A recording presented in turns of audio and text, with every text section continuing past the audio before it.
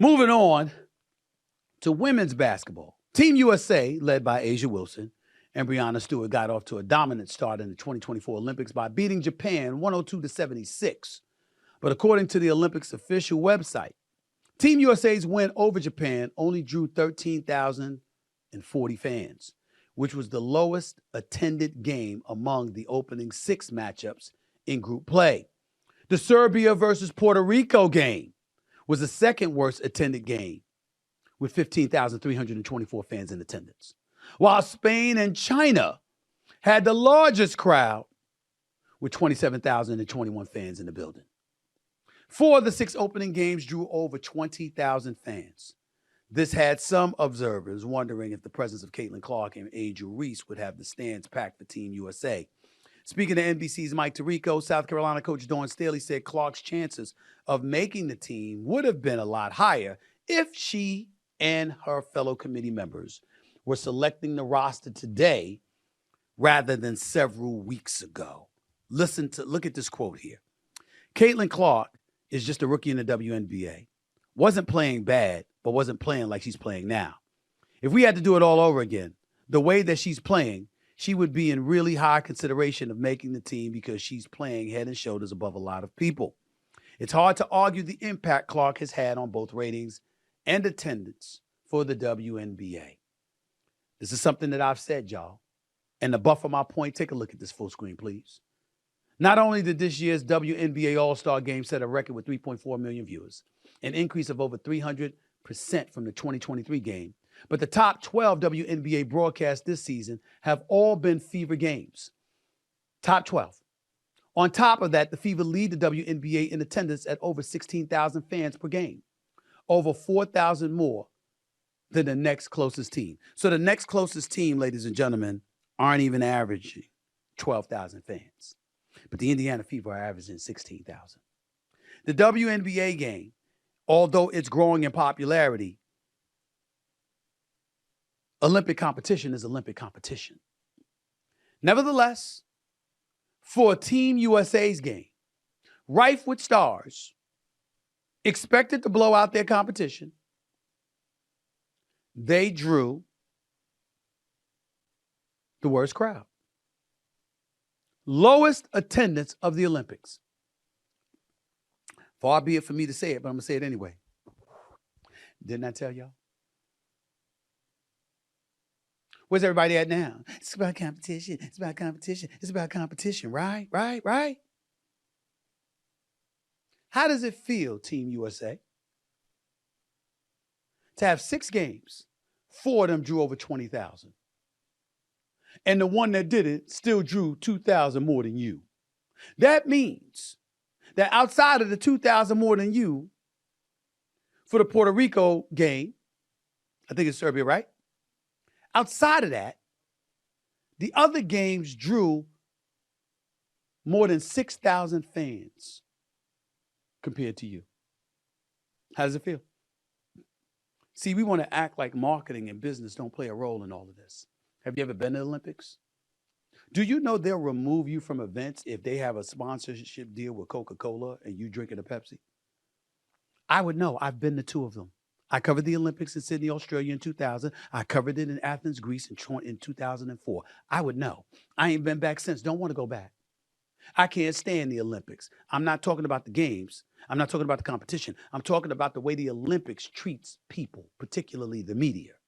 I can't stand it. You have no rights. Everything's so restrictive because you're doing business with everybody and you're milking every penny for all it's worth, every chance you get. Well, guess what, ladies and gentlemen?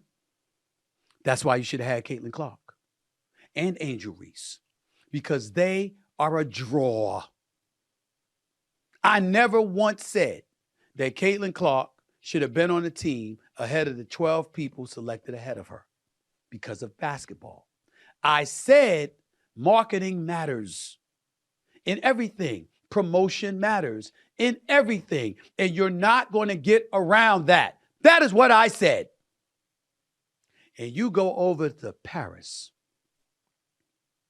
and Team USA, not Japan, not China, not Serbia, not Puerto Rico. No. Team USA draws the lowest attendance. How's it feel? Do you care? Merits. Last time I checked, marketing and promotion is merits because people want to get paid. You think they're over there just to compete for Team USA and just to engage in patriotism? People are over there also to build their brands, to elevate their profile so they can turn that into a marketable tool that can generate dollars for their coffers. We ain't fooling anybody here. That's what goes on. And it was a perfect opportunity for Team USA to do just that. But you didn't do it. Oh, Caitlin Clark, Dawn Staley, the great Dawn Staley, who I revere, by the way. But she was playing the way she's playing now. Well, wait a minute. You know she had the potential.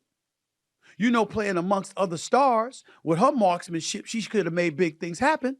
With her passing ability, she could have made things happen. Then she would have drawn excitement and eyeballs, and people the world over would have been watching her, which would have assisted in the elevation of the WNBA brand, which would have benefited everybody. But you didn't care. Far be it for you to pay attention to all of that. And now Team USA is on the docket, drawing the lowest attendance of anybody in the Olympics. Ladies and gentlemen, we're going to say it. That's embarrassing. That's embarrassing. Team USA drawing the least amount of attendance? China and Serbia and Puerto Rico and them getting better ratings than you? Getting better attendance numbers than you? Really? Really? Y'all something else, man. Told y'all. Caitlin Clark would have damn sure been on that team. And the more I saw Angel Reese playing the way that she was playing, and the way her and Caitlin feed off of one another from a rating standpoint, she'd have been on the team too. Because I would have saw the forest from the trees, and I would have said, they're marketable. More so, unfortunately, than everybody else right now. I'm going to milk that. How do you think the NBA became popular, ladies and gentlemen? You think at the time that Magic Johnson and Larry Bird first came into the league that they were the two best players? They weren't the two best players instantly.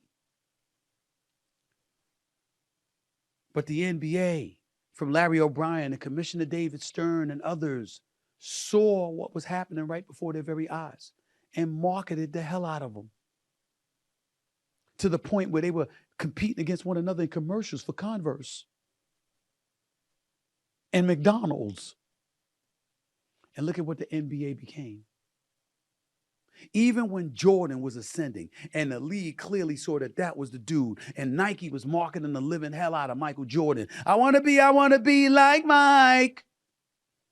It was still Bird and Magic.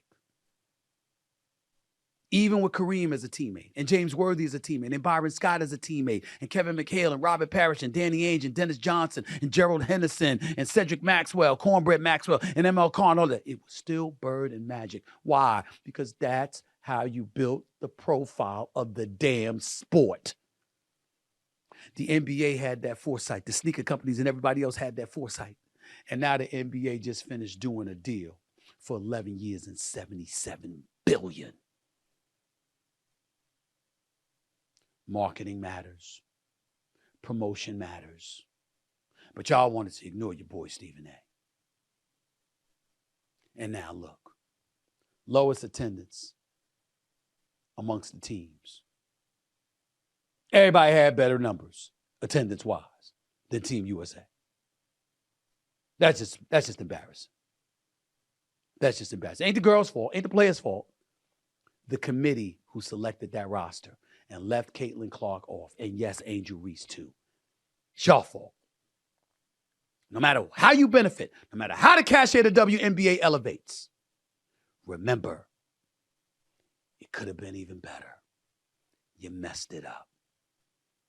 You messed it up. And I wouldn't be surprised if the numbers remain low. Caitlin Clark and Angel Reese should have been on that team, especially Caitlin Clark. She's box office. She's box office. It matters, ladies and gentlemen, whether you like it or not.